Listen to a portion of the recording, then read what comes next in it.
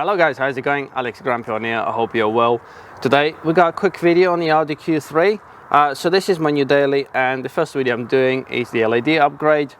So this is not far off from the Scirocco ones that I've done before, and it still was carmodshop. James, he contacted me saying, look, I got new units for the Q3, and they are the mirror indicator units, LED ones. So as you can see, we got the original one still here. Already done the driver side one with the LED. So these units are really good, quality spot on. They're error free as well, which is really a bonus. So they come well packed, and like I said, the quality is good, and you got a little switch on them, so you can get still the effect of the original one, but obviously in LED, which is normal flashing. And you can also get the strip, that dynamic strip that you get on the modern cars, which is really cool. It looks good on the driver side. I'm really happy with that one. So the purpose of the video today, just to let you know, obviously do check out the carmodshop. We got lots of LED upgrades for your car, headlights, rear lights, the interior. It looks really cool, and like I said, for that group especially, they're error free, which is the bonus. But you can have a look at the Scirocco videos. And yeah, you got my discount code, which really helps, gives you a bit of support. So it's AlexTheGrumpyOne on the checkout, all small letters, and it also gives me a bit of support as well in return. So in today's videos, I'm going to show you how to remove this side one. It's exactly the same as the driver side one. On the Audi, they're a little bit more complicated, I would say. They're not really complicated, but you got a little bit more stuff to do than, for instance, Scirocco. But all you're going to need tool-wise is Torx 10 adapter to get a few screws out, flat blade, just to pop a couple of bits off of there. I'll show you in a second, and the plastic tool to pop the actual glass off of there, because we need to get that off of there first. But definitely use the plastic bit, because that avoids snapping the glass. And yeah, obviously new units, and I'll show you the difference between obviously the old one and the new one. So if that is something you're interested in, don't forget to give us a subscribe, comment below, and like the video, and let's get started.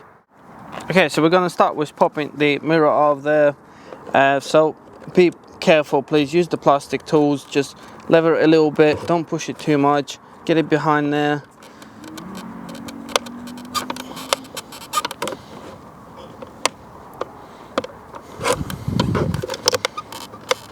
It's only plastic tabs that hold it on. There you go, that is off. Just a bit more on this side. There you go. So nice and easy. All you have to do now is unplug the heated mirror connectors that you got there. Give them a wiggle, and they will come off. Obviously not done how it goes in there. Just wiggle them a little bit. Yeah, that's it. So put the mirror somewhere safe. So next step is to remove the screws that you got. A few there, one there, another one there. And obviously then I'll show you what you have to do.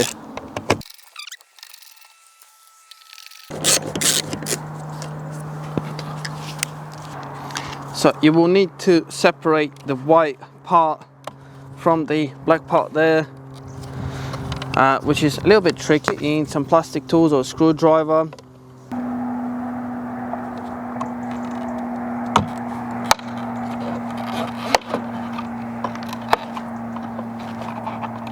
So that popped the bottom off, which is good.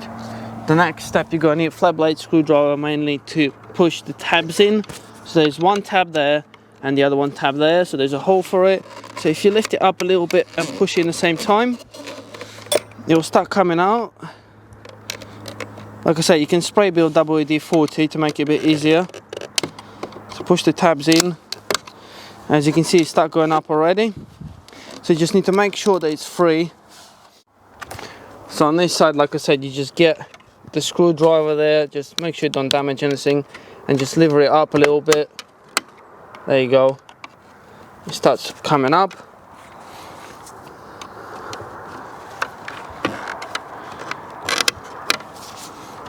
Just check the clips that they're free.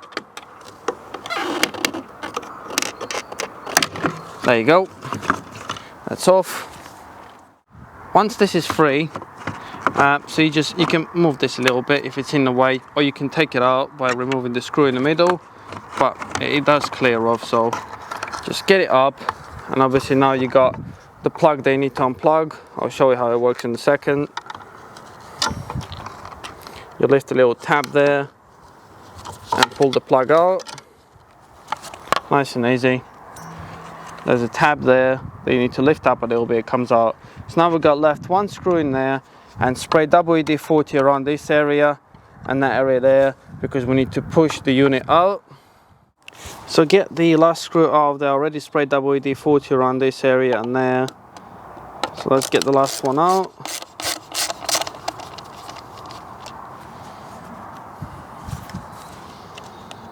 What you have to do now is lift it up a little bit,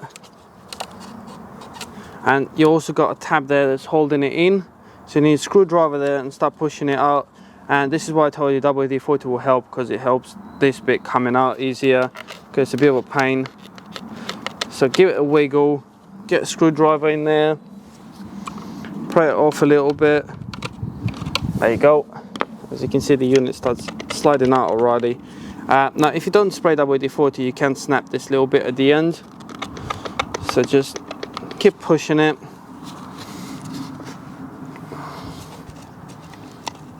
Give it a wiggle. You can use a screwdriver in there and try and move it a little bit, or you can just push it from here. There you go. And the whole unit is out now. So here's the new unit. Obviously you got left and right. Just to show you that it comes well packed with the protective film on it. So there you go, it's a darker unit, and that's the switch I was telling you about. So you can change the mode. So when you plug it in, I do advise to plug it in first and check that it's working, and obviously choose the mode that you want, because once you put the glass back on, you're not going to be able to get to the switch. And yeah, just check it that it's all working and that you're happy with it, and install everything back in. So obviously to fit the new one back in, it's the same as you remove the old one. Get it in there. Hopefully you can see it well. Locate that bit in there first.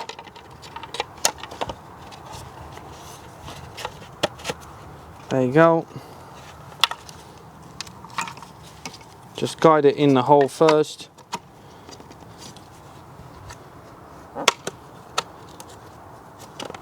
Yep, lovely. So it sits perfectly. Like I said, the quality is really good. It fits in there spot on. You can still see the side one. And now obviously you have to put the screw back in. Get the cover on there past the... And don't forget, obviously the plug needs to go in first. Get it past that bit. Plug it in. There's only one way you can plug it in. Choose the setting you want. Let me just put the hazard lights on so you can see what's happening. Lovely. So there you go. That's one mode. Let me just change the camera a little bit. So like I said, this is the sliding one, dynamic one, and if you flick the switch,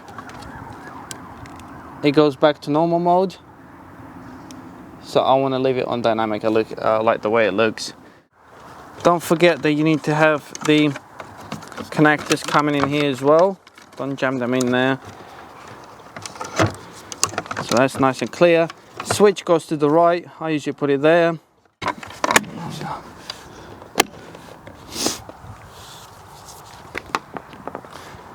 So it clips in. Make sure it's nice and tight at this side, so you haven't got any air gaps for the wind noise.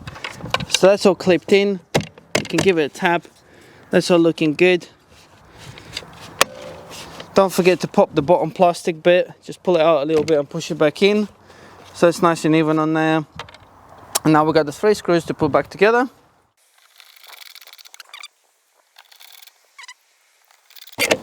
And all we've got left is put the glass back in. So obviously don't forget to connect your plugs. They just go on there, push them on, make sure they're stuck on there. There you go, that's on, that's on. Once the plugs are connected, don't forget this bit needs to locate in the metal clips there. Make sure everything's out of the way, the plug and everything else. Just locate the plastics in there. They slide in, and then you need to apply nice even pressure on the glass. And you hear it clipping. So it's clipped in now. Obviously you will have to adjust your mirror now inside the car, but that is all in there and it's looking good. So here we are, as you can see, it's in there, it's sitting really well. Like I said, I left it in this mode because I like it and it fits well. There's no gaps anywhere, because some aftermarket units you can have an issue with the gap.